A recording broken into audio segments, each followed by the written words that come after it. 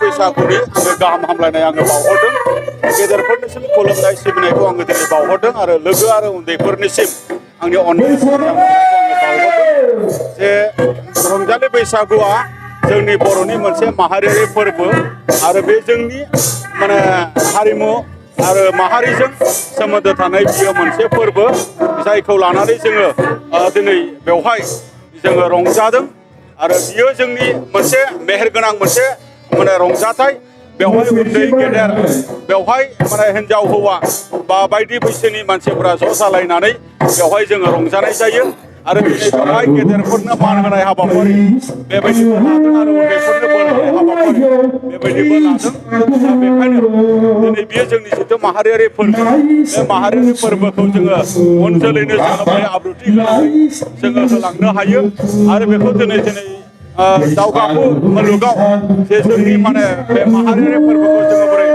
गेवलांसारहोनो हायो बेनि थाखाय दुलाराय बर' फरायसा आफादा खामानि मावबाय थादों बेनि थाखाय गोसो बोनो हानाय आरो नाजावथाव जानांगौनि थाखाय बैसागुनि मोनसे इउनिफर्मिटि बैसागुनि मोनसे माने आब्रुथ बेखौ लाबोनांगौनि थाखाय जोङो वर्कशप थांनाय बोसोरब्रै बोसोरबासोनि सिगांनिफ्राय जोङो खालामबोबाय थादों आरो दासिमाव बे हाबाफारिया सोलिबाय थादों आरो दिनैनि बायदि बेबायदि गेवलां मोनसे रंजालि बैसागु फालिथाय हाबाफारि बेखौबो जोङो थुलुंगा होनायनि गेजेरजों बेखौ फालिनो थाखाय जोङो खावलायदों आरो ब्राब्रायैनो बियो दिनै मोनफ्रोमबो गामिसिम दिनै मोनहैनायनि लामायाव आरो दिनै जेरैबायदि मोनसे बैसागु रंजानायनि मुङाव लोंनाय जानाय जायोमोन बैसागु रंजानायनि मुङाव बुलायनाय सोलायनाय बायदि मैया जायोमोन नैबेफोरबायदि थासारिया गमामायैनो नैबेबायदि मोनसे आब्रुथि गोनां बैसागु फैखांनायनि उनाव गाज्रि माने जानाङै जाथायफ्रा दिनै खमायनायखौ जोङो नुदों दा बेखायनो जोङो दिनै बेबायदि मोनसे मोजां हाबाफारिखौ जोङो समाजनि मानसिफ्रा मदद होलायनाया मोजां होननानै आं सानो गिबियावनो बयनिसिमबो रंजालि बैसागुनि गाहाम हामलायनायखौ बनग दख'रा एबसुनि जानानै नोंथांमोन साफ्रोमनिसिमबो आङो गाहाम हामलायथि जासिहरनाय थाबाय देग्लाय बोसोरनिफ्राय बनग दख'रा दुलाराय बर' फरायसा आफाद एबसु आरो लोगोसे बनग दख'रा दुलाराय बर' हारिमु आफाद जथायै सेथि खेब रंजालि बैसागु फोरबो फालिथायखौ जोङो खाग्राबारि दैहुं स्पर्ट्स क्लाबनि गेलेग्रा फोथाराव जे सानसेनि मेहेरगोनां हाबाफारिनि गेजेरजों जोङो खुंफुंगासिनो दङ जोङो बनग दख'रा दुलाराय बर' फरायसा आफादखौबो देग्लायनो सेथि खेब जोङो बेखौ खुंफुंनाय जादों दा खुंफुंनाय बायदियै जोङो जोंनि दख'रा आफादनि सिङाव थानाय गासैबो गामिनि गामि गोराफोरखौ जोङो हांख्रायदों आरो बेजों लोगोसे जोंनि दख'रा आफादनि बारग' दैदेनगिरिफोर मेलेमजिबिफोर आरो गासैबो दालाइसा आफादनि दैदेनगिरि आरो रायजो राजा बिथांमोनखौ जोङो हांख्रायनाय बायदियै बिथांमोना बाहागो लाफैदों जोङो बनग दख'रा दुलाराय बर' फरायसा आफाद हिसाबै लांदां बैसागु मोसानायजों लोगोसे गेदेरमा सुबुंफोरनो मान बावनाय आरो बिथांमोननो जोङो आर'नाइ गांफा गांफा होनानै खुलुमनानै जोङो मान बावदों आरो बेजों लोगोसे जोङो बनग दख'रा दुलाराय बर' फरायसा आफादा जोंनि दख'रा आफादाव सिगां समाव जे मिरु दुलाराय बर' फरायसा आफादनि जे 22थि बोसोरला जथुम्मायाव जे जांख्रिथायारि देंखोगिरि दैखांखु बसुमतारिनि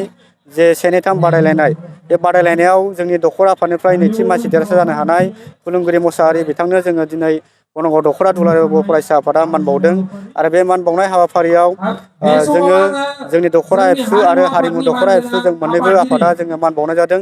जोंनि बनग दख'रा दुलाराय बर' फरायसा आफादनि सेथि रंजालि बैसागु फोरबो फालिथाय हाबाफारियाव मिरु दुलाराय बर' फरायसा आफादनि मानगोनां गाहाय नेहाथारि फनेन्द्र बसुमतारि बिथाङा गाहाय आलासि महरै बाहागो लाफैदों आरो बेजों लोगोसे क'क्राझार जिल्ला एबसुनि गाहाय नेहाथारि मानगोनां राजखिया मोसाहारि बिथाङाबो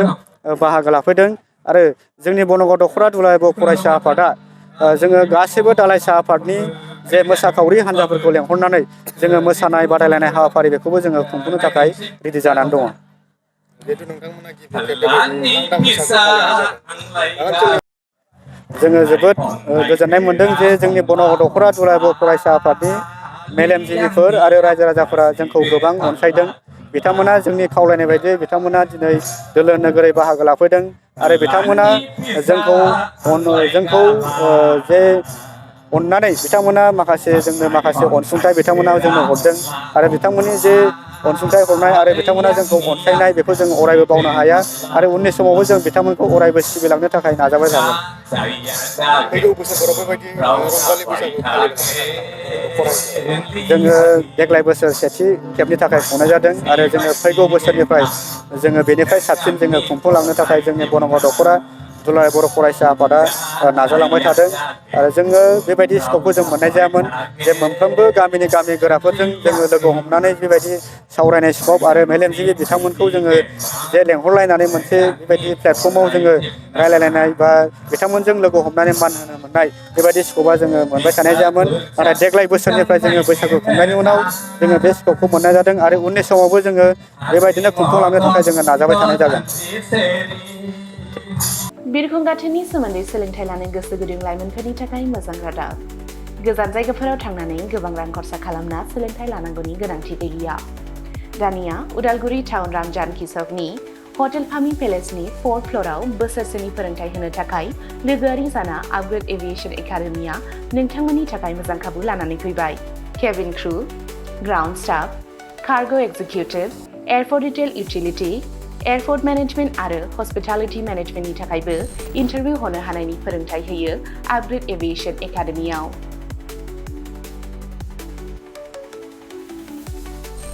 मुं थिसननायनि सायख'नाया 18 बोसोरनिफ्राय 22 बोसोर बैसोनि गेजेराव जानांगोन। गोसो गुदुं बिजाथिफोरा सोलाद लानो थाखाय स्क्रिनाव होनाय जानबुं अनजिमा 96783602226 आव कल खालामनो हागोन। जब प्लेसमेन्टआ 100% रोखा जागोन होनना मिथिहोदों आपग्रेड एभिएशन एकाडेमिनि सामलायगिरि बिथांमोनहा। बेजों लोगोसेनो बिरखं दावबायनाय, एभिएशन, दावबायग्रा थावनि टुरिजम आरो आलासि सिबिग्रा थावनि हस्पिटालिटी बे मोनथाम फोथाराव रोखायै खामानि नागिरना होनो एबा प्लेसमेन्ट होनो हागोन होनना रोखा खालामना होदों एकाडेमि सामलायगिरि बिथांमोनहा।